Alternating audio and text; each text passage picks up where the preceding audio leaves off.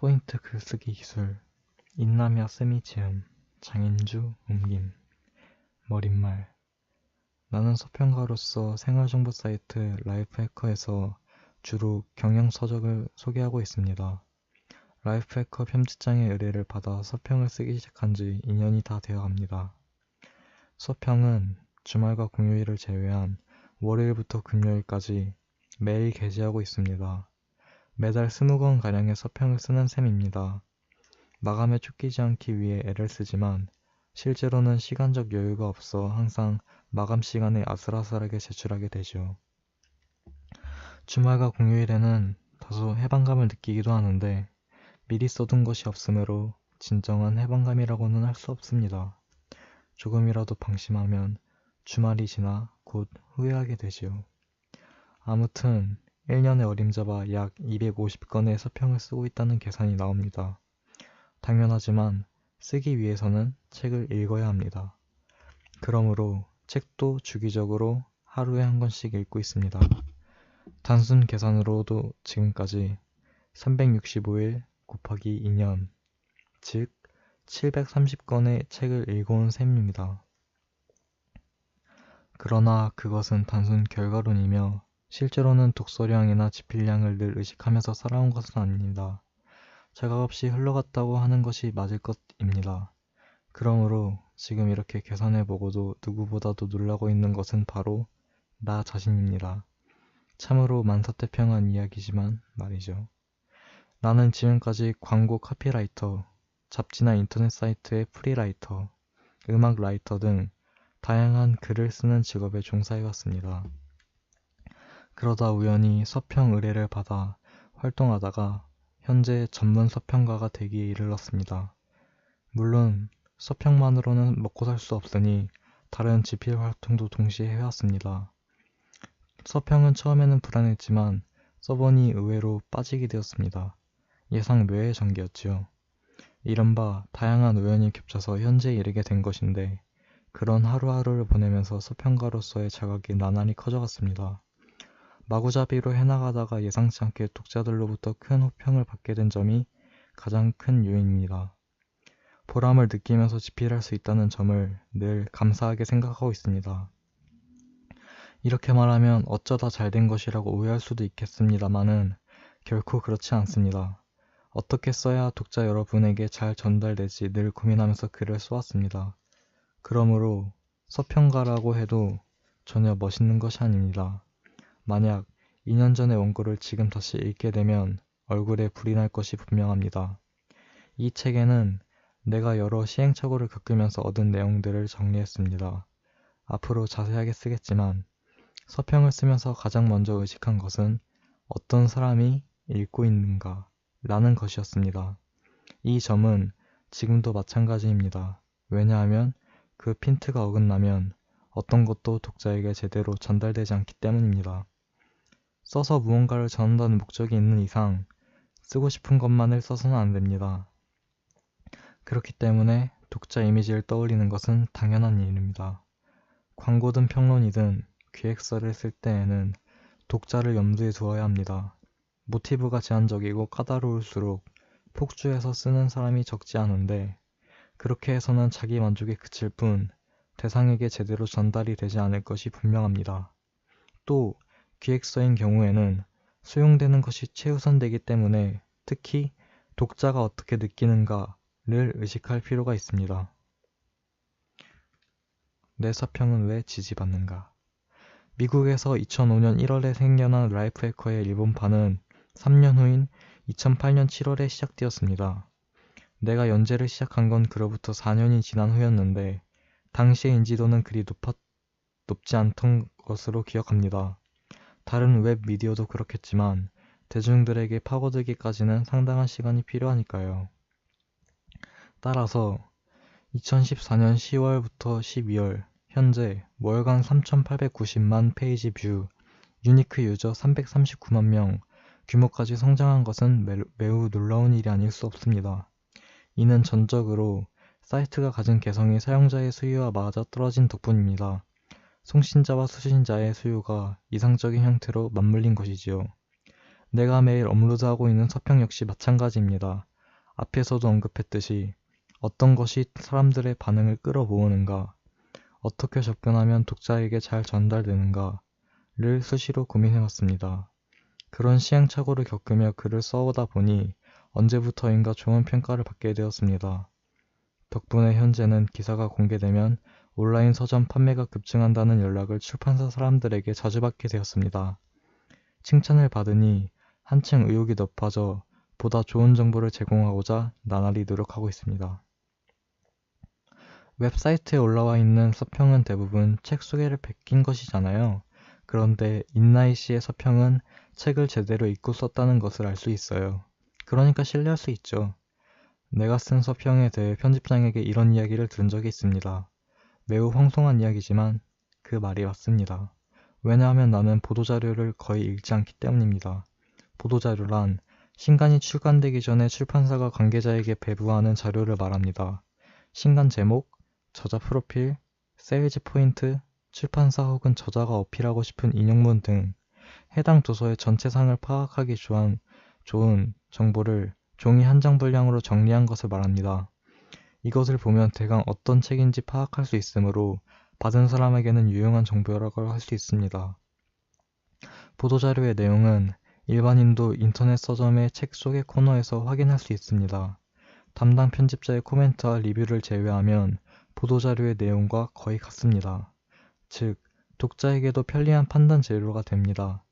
문제는 보도자료를 그대로 옮긴 듯한 서평이 웹상에 적지 않다는 것입니다.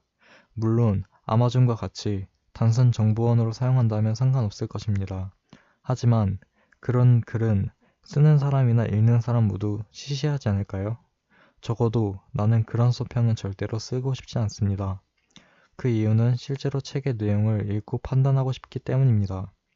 책을 펴서 차례를 살펴보고 읽기 시작하는 과정을 좋아하고 그때마다 마음이 설레기 때문에 직접 확인하기도 전에 보도자료의 정보를 얻고 싶지 않은 것입니다. 그리고 자신이 솔직하게 느낀 점을 서평에 담고 싶다는 생각도 있습니다. 스스로 읽고 느낀 것을 쓰지 않는 이상 그것은 서평이라고 할 수 없습니다. 또 속내를 말하자면 보도자료를 베끼는 행위는 적어도 내게는 수치스러운 일입니다. 이유가 어떻든 떳떳하고 싶다는 허세 같은 마음도 있습니다. 그래서 편집자가 칭찬해 주었던 것이 장점이 되고 있다면 그보다 기쁜 일은 없습니다. 하루에 한 권씩 책을 읽으면서 일주일에 5편의 서평을 쓰고 있니 내가 책을 빨리 읽는다고 생각하는 사람도 있을 것입니다.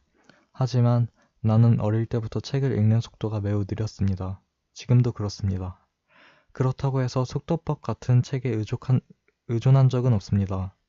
책을 소개하기 위해서 읽은 적은 몇 번 있으나 그런 책을 나의 독서에 유용한 적은 없습니다. 책을 읽는 속도가 느린데 어떻게 하루에 한 권씩 책을 읽었을까요? 무슨 일하고 여겨질 수도 있지만 여기에는 이유가 있습니다. 즉, 나는 읽는 방법을 궁리하고 있습니다. 속도법과 다를 바 없다고 할 수도 있겠지만 나는 속도법을 배운 적도 배우려고 한 적도 없으며 배우고 싶다고 느낀 적도 없습니다. 배우라고 강요하면 분명 거부할 것입니다. 나름대로 빨리 책을 읽게 된 것은 당연히 궁리 문제입니다. 느린 상태로는 일이 끝나지 않으니 합리적으로 읽으려고 노력하다 보니 빨리 읽는 것이 습관이 되었습니다. 경험이 있으니까 말할 수 있는데 궁리를 하면 책을 빨리 읽는 것이 가능합니다. 자세한 것은 앞으로 설명하겠습니다. 비즈니스 글쓰기의 중요함. 프로가 아니니 문장력을 중요하게 생각하지 않는다는 사람이 있다면 지금 당장 그 생각을 고치기 바랍니다. 왜냐하면 비즈니스에서는 필연적으로 글쓰기, 즉 문장으로 전하는 일이 요구되기 때문입니다. 예를 들어 조직 내부에서 자신이 하고 싶은 일을 실현하기 위해서는 내용 전달이 쉬운 기획서나 발표 자료가 반드시 필요합니다. 또 때로는 메모 정도의 간략한 메시지가 결과적으로 큰 의미를 가질 때가 있습니다. 더불어 상사나 동료에게 보내는 메일 내용도 매우 중요합니다. 인터넷상의 발언이 이따금 문제가 되는 것으로도 알 수 있듯이 메일이나 인터넷상에서의 문장은 표현이 가격해지거나 차가워지기 십상입니다. 웹상에서 가시돋친 말로 시비를 거는 사람을 실제로 만나보니 온화하고 매우 좋은 사람이었다는 이야기도 자주 듣습니다. 그런 상황을 피하는 의미에서도 문장 전달에 신경 써야 합니다. 그런데 일을 하면서 받은 자료를 읽어보면 복잡한 기분이 들 때가 자주 있습니다. 한마디면 끝날 이야기를 주저리 말하거나 불필요한 수식어의 남발, 어려운 수거 사용, 쉼표가 없어 주문을 외우는 듯한 글, 조사를 잘못 사용해서 말하고자 하는 바가 제대로 전달되지 않는 문장이 많습니다. 게다가 쓴 사람은 매우 열심히 쓴 것 같아 더욱 안타깝기만 합니다. 결코 그들을 까보자고 하는 말이 아닙니다. 글을 쓰는 포인트만 알면 되는데 참으로 안타깝다고 느끼지 않을 수 없습니다. 2000년 이후 인터넷이 급속도로 보급되었습니다. 그리고 그 영향으로 매체들이 모습이 크게 달라졌습니다. 좋은 예가 잡지 등 종이 매체의 급격한 쇠퇴입니다. 나도 오랫동안 대형 출판사에서 발행하는 남성杂誌를 중심으로 글을 써왔는데 2008년에 리먼 쇼크를 계기로 태반이 연달아 휴관되어 그 영향을 직접적으로 받은 경험이 있습니다. 객관적으로 생각하면 그것은 당연한 일이기도 합니다. 돈을 지불하지 않아도 그에 상응하는 정보를 얻을 수 있다면 종이 잡지를 사지 않고 인터넷을 활용하는 것이 당연합니다. 나만 해도 종이 매체를 좋아한다고 늘 주장해왔지만 어느새 종이 잡지를 읽는 시간보다 인터넷을 이용하는 시간이 많아졌습니다. 그래서 자신의 말과 행동이 다름을 깨닫고 생각을 바꿔야 한다고 통감했습니다. 물론 지금도 종이는 좋아하지만 시대 변화도 받아들일 필요가 있다고 뼈저리게 느낀 것입니다. 단, 의식해야 하는 점도 분명히 있습니다. 우선 중요한 것은 종이와 인터넷의 매체로서의 성질 차이가 입니다. 종이와 인터넷은 표현 방법이나 수용 방법 모두 다릅니다. 특히 인터넷이나 SNS, 메일 등으로 문장을 쓸 때는 이 점을 의식해야 합니다. 무엇보다 중요한 것은 해당 매체의 특성, 그리고 장단점을 이해한 후 전달되는 문장을 쓰는 것입니다. 특히 인터넷, SNS, 메일은 글쓰기가 소홀해지기 쉽습니다. 읽은 사람이 어떻게 느끼는가, 전하고자 하는 바가 정말로 전달되는가 등을 충분히 고려할 필요가 있습니다. 일상 글쓰기 어렵지 않아. 서론이 길어졌지만 이 책은 다양한 글을 써온 내가 독자적인 사고방식에 근거하여 쓰고 읽는 것에 대해서 쓴 책입니다. 그리고 이 책의 주요 독자는 전문적으로 글을 쓰는 사람이 아닙니다. 좋든 싫든 일상 업무 속에서 쓰지 않을 수 없는 상황에 놓인 사람들입니다. 즉, 모든 직장인이 대상이 됩니다. 다소 취향의 차이는 있어도 우리가 모국어로 문장을 쓰는 것은 그다지 어려운 일이 아닙니다. 그 증거로 우리는 의식하든 아니든 다양한 상황에서 쓰고 전하기를 하고 있습니다. 의사 전달이라는 의미에서 글쓰기는 생각을 말로 표현하는 것과 큰 차이 없습니다. 말하는 경우에는 실언 등으로 문제가 되는 경우가 있지만 쓰는 경우에는 퇴고나 수정이 가능하므로 그만큼 위험이 적지 않을까요? 즉, 글쓰기가 어렵다고 단정짓는 사람은 어렵게 생각하고 있을 뿐입니다. 지금까지 살면서 당신이 쓰고 전해온 사실을 인지하지 못하고 있기 때문에 다른 것처럼 생각하는 것입니다. 앞으로 설명하겠지만 글쓰기는 하면서 파악해야 할 포인트는 지극히 단순합니다. 단순하니까 반드시 잘 전달되는 문장을 쓸 수 있게 된다는 것입니다. 한번 납득이 되는 문장을 쓸 수 있게 되면 반복해서 계속 씀으로써 문장력이 확연하게 향상되어 글쓰기가 점점 즐거워질 것입니다. 이 책을 계기로 글쓰기가 좋아진다면 저자로서 그보다 기쁜 일은 없을 것입니다. 인나미 야스시